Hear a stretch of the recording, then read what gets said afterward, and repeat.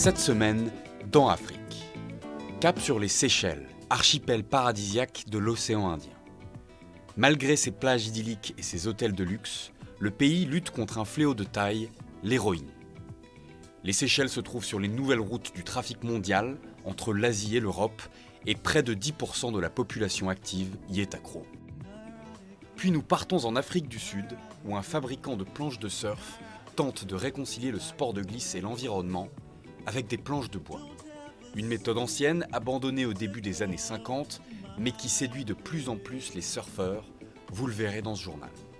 Mais d'abord, les titres de l'actualité. C'est ici, dans l'état de Lagos, au Nigeria, que le premier cas de contamination au coronavirus en Afrique subsaharienne a été confirmé jeudi par le ministère de la Santé. Nous sommes ici aujourd'hui pour annoncer la présence du premier cas de coronavirus confirmé au Nigeria.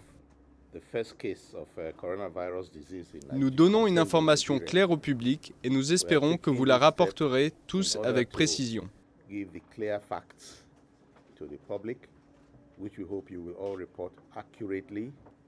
Il s'agit d'un ressortissant italien revenu de Milan le 25 février.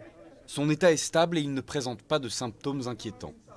Il s'agit du troisième malade du virus sur le continent africain après 2 cas en Égypte et en Algérie.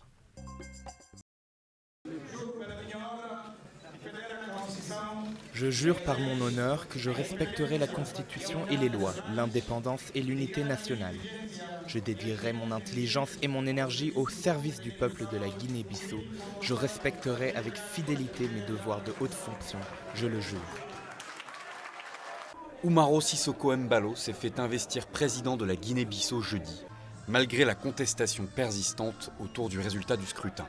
Son adversaire, Domingos Simões Pereira, chef du parti au pouvoir depuis l'indépendance, continue à contester les résultats et dénonce une tentative de coup d'État. La Cour suprême doit se prononcer sur le recours qu'il a introduit. Hosni Moubarak est mort. L'ancien président, maître absolu de l'Égypte pendant 30 ans, balayé en 2011 par le printemps arabe, emprisonné puis acquitté, est décédé mardi à l'âge de 91 ans. Il a été enterré mercredi après une cérémonie militaire et un hommage officiel auquel ont participé l'actuel président Abdel Fattah al-Sisi.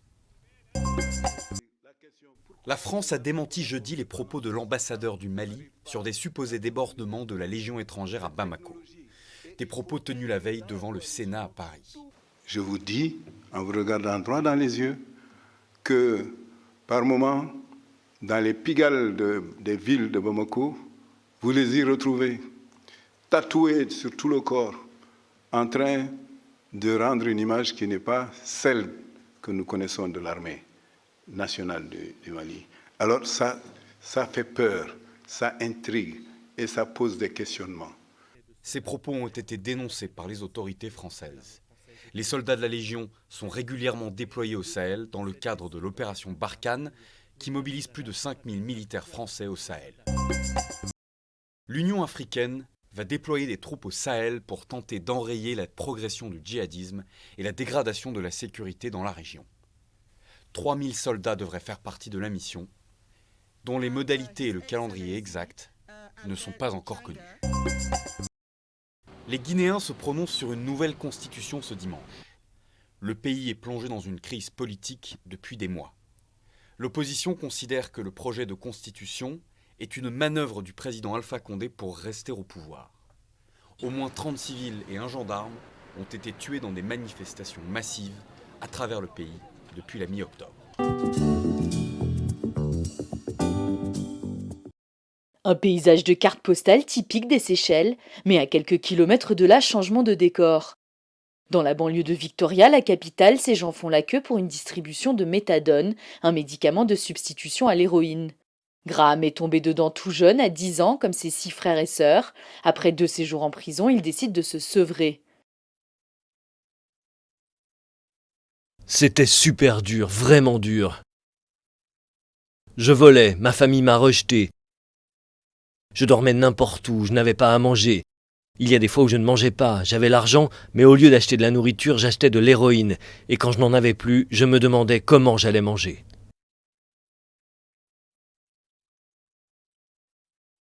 La lutte contre l'addiction est un combat quotidien pour Gisèle.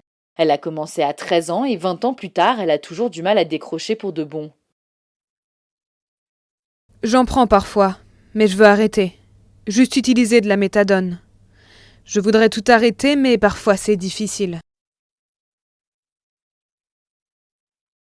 Personne n'est épargné, peu importe le milieu social, le genre ou l'âge. Les Seychelles ont été frappées de plein fouet par l'héroïne il y a environ 10 ans. L'archipel se trouve sur les nouvelles routes de l'héroïne entre l'Asie et l'Europe, et le gouvernement a mis du temps à prendre la mesure du problème. Quand nous avons fait notre état des lieux en 2011, nous nous sommes rendus compte que 1200 personnes consommaient de l'héroïne. Nous aurions dû agir, mais nous ne l'avons pas fait. Nous avons juste augmenté les actions. Le problème principal est que pendant de nombreuses années, notre approche était punitive. Depuis 2017, l'addiction à l'héroïne est une question de santé publique et traitée comme une maladie. Plusieurs programmes de sensibilisation dans les entreprises et les écoles ont vu le jour. Le budget de l'État consacré aux addictions a été multiplié par 10 en 3 ans, mais impossible de dire combien de temps il faudra pour éradiquer ce fléau. «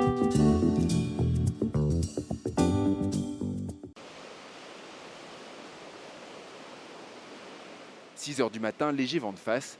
Les conditions sont bonnes et il y a déjà du monde sur les vagues de Muizenberg, près du Cap, en Afrique du Sud.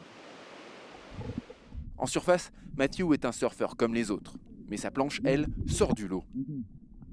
Cela fait 6 ans que Matthew préfère le bois aux mousses de polyuréthane, omniprésentes dans l'industrie du surf. Pour moi, ça a vraiment ravivé mon amour pour le surf, parce que c'est une sensation complètement différente. C'est différent quand tu rames, c'est différent quand tu surfes. Et ouais, en surf, c'est les sensations qui comptent. Une planche fabriquée à quelques kilomètres de là dans l'atelier de Patrick Burnett. Cet ancien journaliste s'est lancé dans la création de surf en bois il y a une dizaine d'années. Des planches creuses pour gagner en légèreté et en maniabilité. Une méthode ancienne, abandonnée au début des années 50 pour de nouveaux matériaux plus compétitifs. Mais pour Patrick, tout est question de design. Le bois, c'est un matériel unique et il lui faut un design particulier. Les formes de planches que j'ai choisies sont, je pense, adaptées au bois. Et ce sont des shapes qui marchent vraiment très bien. Je ne vais pas prendre une planche de compétition, la refaire en bois et m'attendre à ce qu'elle soit bien. Ce bois, du cèdre japonais la plupart du temps, est produit en Afrique du Sud dans des plantations durables. C'est aussi pour le moment la seule alternative écolo aux planches en mousse de polyuréthane dont la fabrication est polluante. L'environnement, une vraie préoccupation pour Patrick, mais pas un argument de vente.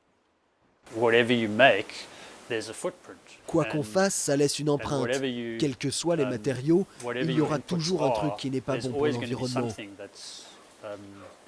C'est mieux d'être honnête et de dire « Écoute, j'utilise cette colle à bois en polyuréthane et c'est clairement pas bon pour l'environnement.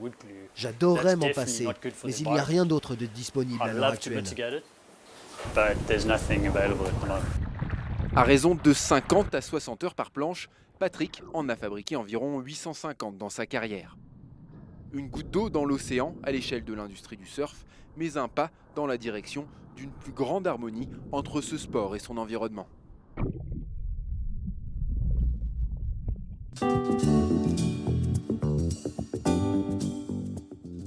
Elle est sa bonne fée, celle qui a rendu possible son défilé. Naomi Campbell a mis à l'honneur le créateur nigérian Kenneth Eze en clôturant son tout premier défilé à la Fashion Week de Paris. Elle a été là depuis le premier jour. Elle a vraiment poussé ce défilé. Jusqu'au niveau qu'il a maintenant, ici, à Paris. Et je vais rester ici et je vais continuer à le montrer. Continuer à montrer au monde ma vision, mes objectifs et mes capacités, mes connaissances et mon succès. Leur montrer mon amour, ma gentillesse, mon bonheur, ma joie et ma sérénité. Tout cela.